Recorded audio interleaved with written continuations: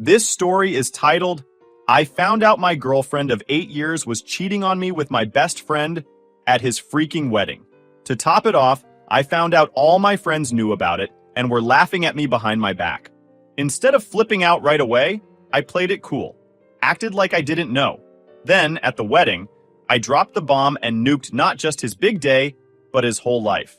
Hey everyone, we put a lot of time and effort into finding these stories to keep bringing you the best content. If you enjoy what we do, it would mean the world if you hit that subscribe button. Your support really makes all the difference and keeps this journey going strong. Thanks so much for being here with me. Now, let's start the video. OP starts by saying, Hi, Reddit. I'm not sure how to even begin writing this. It feels weird typing all this out, but I guess it's therapeutic in a way. Looking back on my life a couple of years ago, I thought I had everything figured out. I had a solid career, a long-term girlfriend, and a close group of friends who were like family. Or so I thought. Now, I'm sitting here wondering how I was so blind. Let me rewind. In college, I was part of this tight-knit group of 7. We all met in our department, 4 women, 3 men, and quickly became inseparable. It wasn't just about parties or studying together. It was more like we were family, the kind of group that would drop everything for each other. Or so I thought. There's Ethan. He was my college roommate and my best friend. I mean, this guy was like a brother to me. We lived together for 4 years, laughed about the dumbest things, and had each other's backs through thick and thin. If you had told me back then that he would be the one to stab me in the back, I'd have laughed in your face. But I'm getting ahead of myself. Then there's Nicole. She was part of our group before I even joined, but she and I started dating during our 2nd year. It just clicked. You know when you meet someone and everything feels easy? That's how it was with her. Or at least that's what I thought at the time. We were together for 8 years. 8. We went through ups and downs, but I really believed we were building something long-term. Marriage, kids, a life together. It felt like a given. Nicole was closer to the group than I was at first. But once we started dating, I became part of it too. I didn't just get a girlfriend. I gained a whole circle of friends who felt like family. Ethan, of course, became a big part of that too. He wasn't as close to everyone at first, but since he was my roommate, he got pulled into the group. Life felt good. We all stayed in touch after college, hanging out regularly, going to weddings, birthdays, and even taking trips together. I thought I had it all. A successful family business that I was managing, a girlfriend who'd been with me through everything, and a best friend who I trusted with my life. But in hindsight, there were cracks I didn't notice. Nicole and I started having issues about a year before Ethan's wedding. I was ready to settle down, get married, start a family, but she kept pushing back. She'd say things like, I'm not ready yet, or let's wait a little longer. At first, I thought maybe she had a point. We were both busy with our careers, but the more I thought about it, the less sense it made. I mean, we were practically living like we were married already. We'd been living together for 4 years. Our finances were stable, and I was making more money than I ever had running my dad's office supplies company. Marriage felt like the natural next step, but every time I brought it up, she'd find a reason to stall. She started saying I was pressuring her, or that I should focus on my career. What did that even mean? I was already doing great at work. At the same time, I noticed she was going out a lot more without me. She'd stay late at group hangouts, go to parties I wasn't interested in, or spend weekends with friends while I worked. I didn't think much of it because I trusted her. After 8 years, why wouldn't I? Looking back, I realized I was too naive. I never suspected anything because Nicole wasn't the type to pick fights or act distant. She still smiled, laughed, and made me feel like we were okay, even when things weren't. I'd think, yeah, we're fighting about marriage, but every couple fights. We'll figure it out. Around this time, Ethan's engagement was announced. He'd met his fiancée, Lauren, about a year earlier, and things moved fast. It didn't seem like Ethan, honestly. He wasn't the type to settle down. But Lauren came from a wealthy family, and she seemed nice enough. I figured maybe Ethan had finally found the one. When Ethan asked me to be his best man, I was thrilled. Of course, I said yes. This guy was my best friend. He'd been there for me during some of the hardest times in my life, and I wanted to be there for him on his big day. Nicole was just as excited about the wedding. She'd been helping with planning and talking to Lauren about bridesmaid dresses. It seemed like a normal thing for her to be involved since she was close to Ethan too. The wedding was a big deal, a fancy event at a beautiful hotel. Nicole and I drove there together the day before. I remember feeling excited, even though things between us were tense. I kept thinking maybe this weekend would help us reconnect. Weddings have a way of reminding people about love and commitment, right? When we got to the hotel, I started feeling a migraine coming on. I get them sometimes, especially when I'm stressed or tired. Nicole wanted to go to the rehearsal dinner, so I told her to go without me while I rested in the room.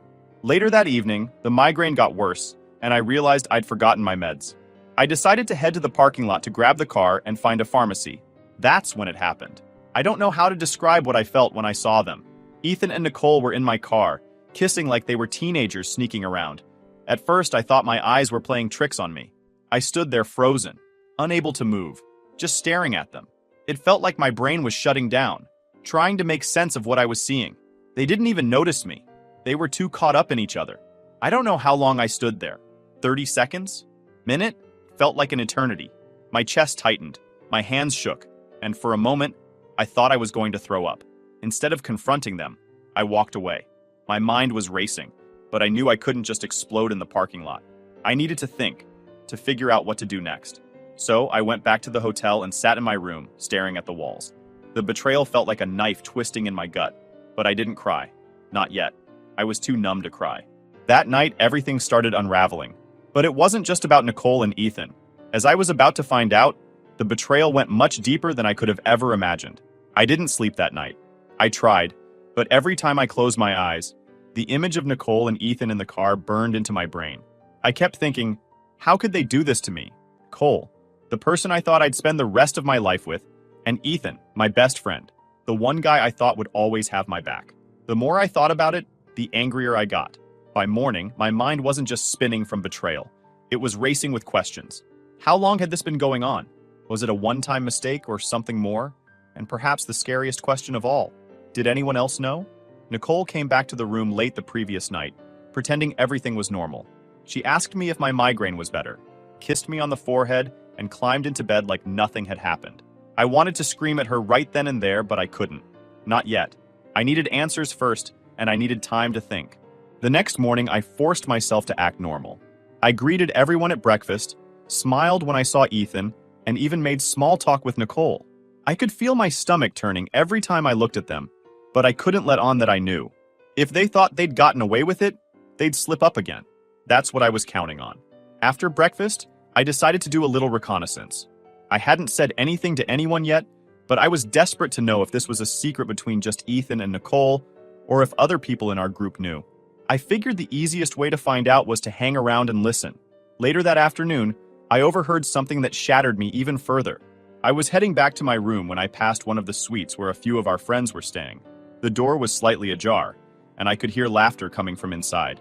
I wasn't going to stop, but then I heard Ethan's name, and Nicole's. I froze.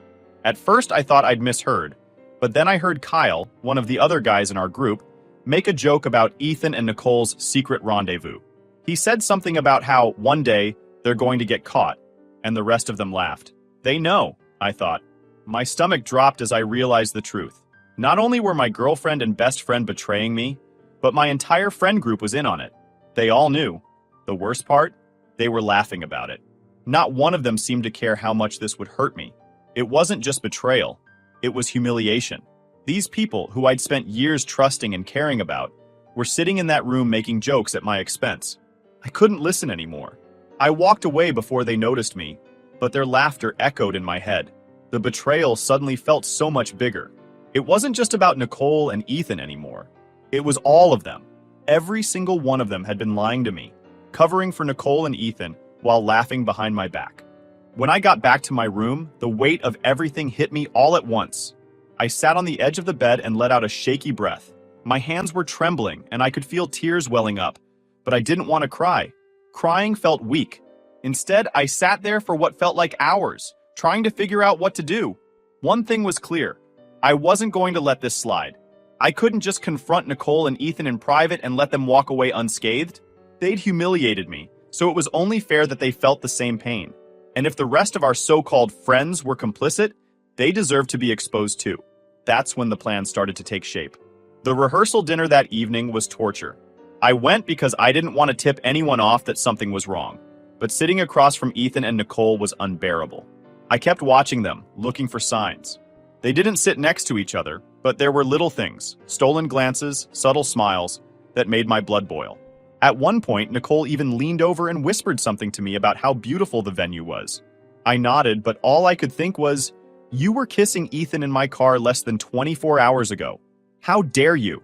She acted so normal, so innocent, and it made me sick. Ethan, on the other hand, seemed completely at ease. He was laughing, making jokes, and playing the role of the charming groom-to-be. It was almost impressive how effortlessly he lied to everyone around him. I stayed quiet for most of the dinner, only speaking when spoken to. Inside, I was seething, but I couldn't let it show. Not yet. I needed to wait for the perfect moment. That night, back in our room, Nicole tried to cuddle up to me. It took everything I had not to push her away. Instead, I pretended to be tired and rolled over, facing the wall. She didn't push it, and after a while, I heard her breathing slow as she fell asleep. I lay awake, staring at the ceiling and going over my plan. Tomorrow was the wedding, the perfect stage for everything to come to light. I wasn't just going to confront Ethan and Nicole, I was going to make sure everyone knew what they had done. I wanted the world to see them for who they really were. By morning, I felt strangely calm. The anger was still there, but it was buried under a sense of determination. Today was the day. Today, I was going to take back control. The morning of Ethan's wedding, I woke up feeling like a bomb ticking down to detonation. Nicole acted like nothing was wrong, which made my stomach churn. She asked if I wanted breakfast. I said no. I couldn't look at her face without seeing Ethan's hands on her, without hearing my so-called friends laughing at my expense. By then, I'd already decided what I was going to do. I wasn't the kind of person to make a scene or get revenge out of spite, but this wasn't just about me anymore. It was about the lies, the betrayal, the complete disregard for my feelings. Nicole and Ethan thought they could do whatever they wanted and still smile at me like nothing had happened, and my friends thought they could cover for them without consequences. Not today. I spent the morning quietly getting ready. Nicole went to help the bride, Lauren, with some last-minute preparations, leaving me alone in the room. That gave me time to pack my things. I knew I wasn't staying after this wedding. Whatever happened, I was done with Nicole, Ethan, and the entire group. I wanted to make sure I could walk away clean when the time came. When it was finally time to head to the ceremony, I slipped on my suit, checked myself in the mirror, and gave myself a pep talk. You've got this. Stick to the plan. They deserve this. I arrived at the venue early, as expected for the best man. Ethan greeted me with a grin like we were still best friends. You ready for the big day, man? He asked, clapping me on the back. I smiled. Couldn't be more ready. If he noticed the edge in my voice, he didn't let on. He was too busy entertaining guests and charming everyone in sight. Nicole, meanwhile, was mingling with the bridesmaids. I avoided her as much as I could, not trusting myself to keep my emotions in check if she tried to speak to me. The ceremony itself was set in a gorgeous outdoor garden, complete with white chairs, flower arrangements, and a small stage for the vows. Guests filled the seats, buzzing with excitement. Ethan stood at the front, looking like the picture-perfect groom. Nicole sat in the second row, right where I could see her. My heart pounded as I waited for the right moment. When the officiant stepped up to begin, I stood. My voice was calm, but loud enough for everyone to hear. Before we start, I'd like to say a few words about Ethan. There was a murmur of surprise. This wasn't the usual time for speeches, but Ethan didn't object. He even smiled, probably thinking I was about to talk about our friendship and how proud I was of him. Lauren, the bride, looked curious, but gave me a polite nod. I walked to the front, turned to face the crowd, and took a deep breath. My hands were steady, my voice clear. I've known Ethan for years. He's been my best friend since college. We've been through everything together, or at least that's what I thought. Ethan's smile faltered slightly. Nicole shifted uncomfortably in her seat. Good. Over the years, I've admired Ethan's charm, his sense of humor, and his ability to keep secrets, I said, emphasizing the last word. The crowd chuckled awkwardly, sensing something was off. Ethan's face turned pale. Last night, I continued, I found out just how good Ethan is at keeping secrets. Turns out he's been hiding something from all of us. Something that I think Lauren, and everyone here, deserves to know. Lauren looked confused, glancing between Ethan and me. Ethan stepped forward, his voice tense. All right, that's enough. Let's just... I raised a hand to stop him. Let me finish, Ethan. I think you owe it to everyone to hear this. I turned back to the crowd. Last night, I caught Ethan making out with my girlfriend Nicole in the parking lot. My car, actually. So while he's been planning this wedding, he's also been hooking up with someone else's partner. Mine. The gasps from the audience were deafening. Nicole shot to her feet, her face red. That's not true, she shouted, but her voice cracked. Her panic was obvious. Ethan looked furious, but also terrified. "This is ridiculous. You're just trying to ruin my wedding because Nicole doesn't want to marry you." I ignored them both. "It gets better," I said to the crowd, "because not only have Ethan and Nicole been sneaking around, but our mutual friends, this entire group of people I thought I could trust, knew about it. They've been covering for them, laughing behind my back, even making jokes about when they'd get caught." The room was chaos. People whispered, shouted, pointed fingers. Lauren looked horrified. "Is this true?" she demanded, turning to Ethan. "Tell me this isn't true." Ethan stumbled over his words, trying to deny it, but Lauren wasn't buying it. She ripped off her veil and stormed out, leaving Ethan shouting after her. Guests started murmuring, some following Lauren, others staring at Ethan and Nicole in shock. I didn't wait for the fallout. I walked straight off the stage, ignoring Nicole's desperate pleas to stop. "You're crazy! You're ruining everything!" she hissed, grabbing at my arm. I shook her off and kept walking. By the time I got to the parking lot, I could still hear the chaos behind me. I got in my car, took a deep breath, and drove away. I drove for hours that night, not caring where I was going. The adrenaline that had carried me through my speech was gone, leaving only exhaustion and a crushing sense of emptiness. My phone buzzed constantly, calls, texts, notifications from social media, but I ignored them all. I wasn't ready to face whatever came next. When I finally stopped, it was at a gas station in the middle of nowhere. I parked, got out, and just stood there for a while, staring at the dark sky. My body felt heavy, my mind a mess of emotions. Anger, betrayal, a strange sense of relief. I had done it. I had exposed them. But now what? Eventually, I checked my phone. As expected, there were dozens of missed calls and texts. Nicole had sent the most, her messages starting with "Please, can we talk? Please let me explain," before shifting to anger. By the end, she was blaming me. "You're insane for what you did.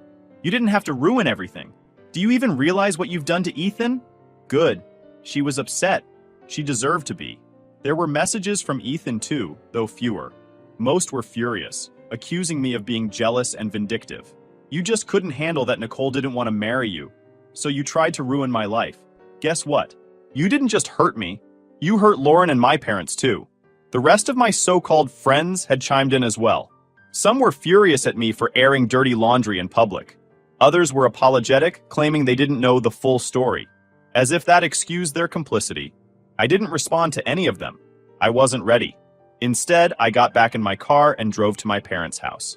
I hadn't been there in months, but I needed the comfort of people who actually cared about me. When I arrived, my mom took one look at my face and knew something was wrong. She didn't ask questions, just hugged me and told me I could stay as long as I needed. The next morning, the fallout started in full force. Nicole called again, but I let it go to voicemail.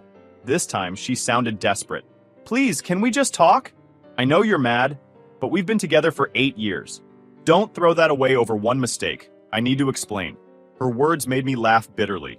One mistake? Remember, this wasn't a mistake. It was a choice, a series of choices made over who knows how long. She hadn't just betrayed me. She'd done it repeatedly, knowingly, and with my best friend. There was no coming back from that. Ethan's texts were more of the same. Angry accusations and weak justifications. "You had no right to do that. You could have handled this privately, but no.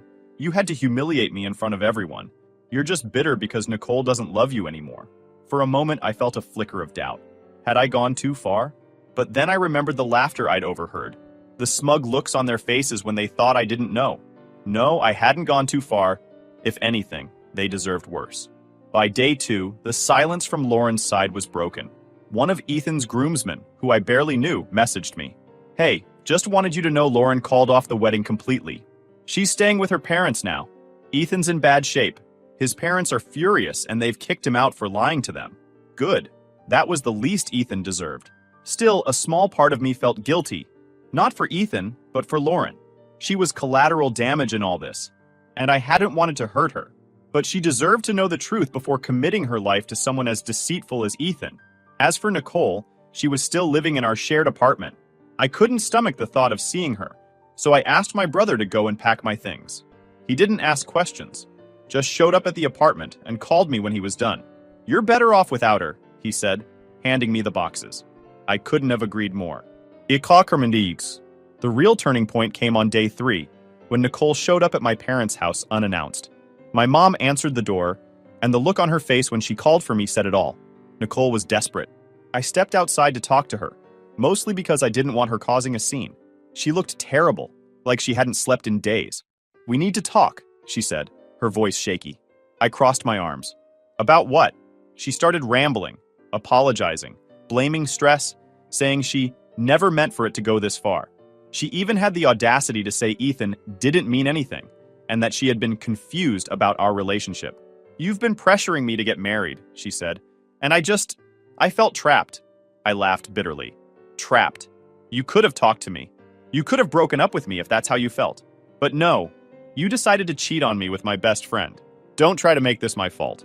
Her face crumpled, but I didn't care. She wasn't here to take responsibility. She was here to make herself feel better. When she realized I wasn't going to forgive her, she switched tactics. "You didn't have to do what you did, though. You embarrassed me. You embarrassed Ethan. You embarrassed everyone." I stared at her, my voice cold. "You embarrassed yourself." She left after that, but not before trying to guilt me one last time. "I hope you're happy," she said, tears streaming down her face. "You've ruined everything."